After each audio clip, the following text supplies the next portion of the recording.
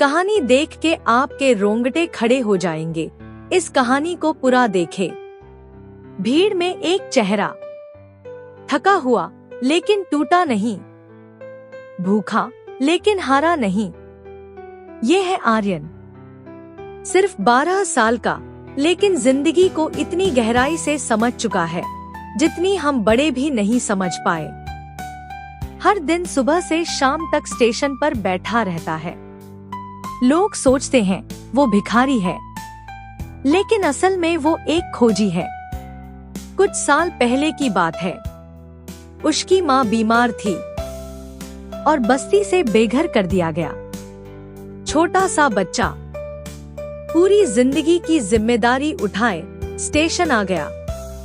काटो तो खून नहीं, पर वो रोया नहीं, बस सोचता रहा, अब क्या सिर्फ पेट भरने के लिए जीना है? कई बार हमें जिंदगी वहीं ले जाती है जहां हम जाना नहीं चाहते, लेकिन शायद वहीं से हमारी असली कहानी शुरू होती है। हर दिन सुबह से शाम तक स्टेशन पर बैठा रहता है। जब तक माँ थी, जिंदगी में भूख थी लेकिन ममता भी थी। लेकिन एक दिन वो भी चली गई और जिंदगी ने आर्यन से सब कुछ छीन लिया। घर, प्यार, सहारा। कुछ रिश्ते साथ छोड़ जाते हैं, कुछ हालात, लेकिन जो सबसे पहले छोड़ जाता है वो होता है बचपन। आर्यन स्टेशन पर अकेला भूख से तड़पता, रात में ठंड से कांपता है। जिंदा रहने के लिए नहीं, बल्कि कुछ ढूंढने के लिए। शायद एक रास्ता, शायद एक वजह। आर्यन लोगों से भीख नहीं सवाल करता है। कैमरे पर कई लोग जवाब देते, कुछ अनसुना करते। अगर आप सब कुछ हार जाओ तो क्या फिर से शुरू कर सकते हो? कभी चाय वाले से पूछता, कभी कुली से, कभी यात्रियों से। कुछ चिढ़ते हैं, कुछ मुस्कुराते हैं। स्टेशन के एक कोने में बैठा बूढ़ा अंधा आदमी किताबों से घिरा शांत बैठा है। हर स्टेशन पर एक ट्रेन नहीं, कुछ सोच की पटरियां भी चलती हैं। और आर्यन को मिला उसका सबसे पहला शिक्षक, पंडित जी। आर्यन उनके पास जाता है, सेवा करता है। बदले में वो उसे कहानियां सुनाते हैं। राजा विक्रमादित्य, स्वामी विवेकानंद, बुद्ध की शिक्षा। पंडित जी, जो सुनना जानता है वही बदल सकता है, दुनिया को भी, खुद को भी। आर्यन अब और गहराई से सोचने लगता है। वो सवालों को और बेहतर बनाता है। एक दिन एक टूटे हुए दिल का आदमी आया। कभी करोड़ों का मालिक, अब सब कुछ हार चुका था। और आर्यन ने बस एक सवाल पूछा, अब भी आपके पास खुद को बदलने का हौसला है? कभी कभी दो जिंदगियों का टकराव एक बदलाव को जन्म देता है। ये टकराव था आर्यन और मिस्टर समृत का।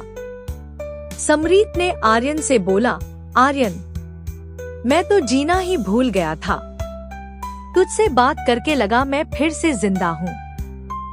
आर्यन उनसे सवाल पूछता है, वो रुकते हैं, पहली बार चुप हो जाते हैं।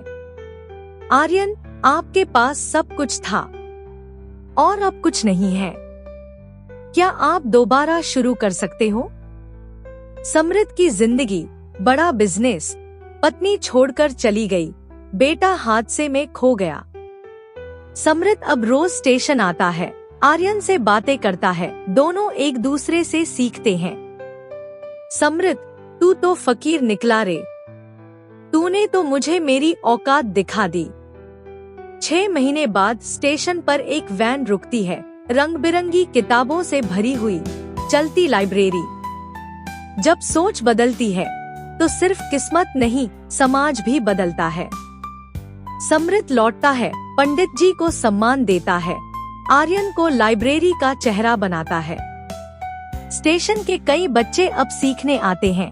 आर्यन उन्हें पढ़ाता है, कहानियां सुनाता है। आर्यन, अगर मुझे एक मौका मिला तो तुम सबको 100 मौके मिल सकते हैं। बस सोचो, सवाल पूछो और चल पड़ो। आर्यन मंच पर है, उसके सामने सैकड़ों लोग हैं। आर्यन, मुझे कोई जादू नहीं मिला, कोई फरिश्ता नहीं आया। सिर्फ एक बात थी, मुझे खुद पर भरोसा था।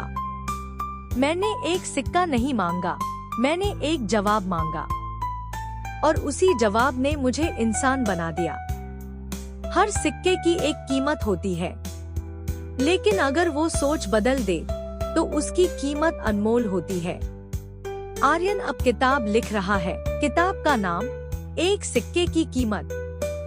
आर्यन अब सिर्फ एक नाम नहीं, एक मिसाल है, और उसकी कहानी सिर्फ उसकी नहीं, हम सबकी है। ये कहानी आप सभी को अच्छी लगी तो एक लाइक और शेयर करें, और ऐसे मोटिवेशन वीडियो के लिए मेरे चैनल को सब्सक्राइब कर दे।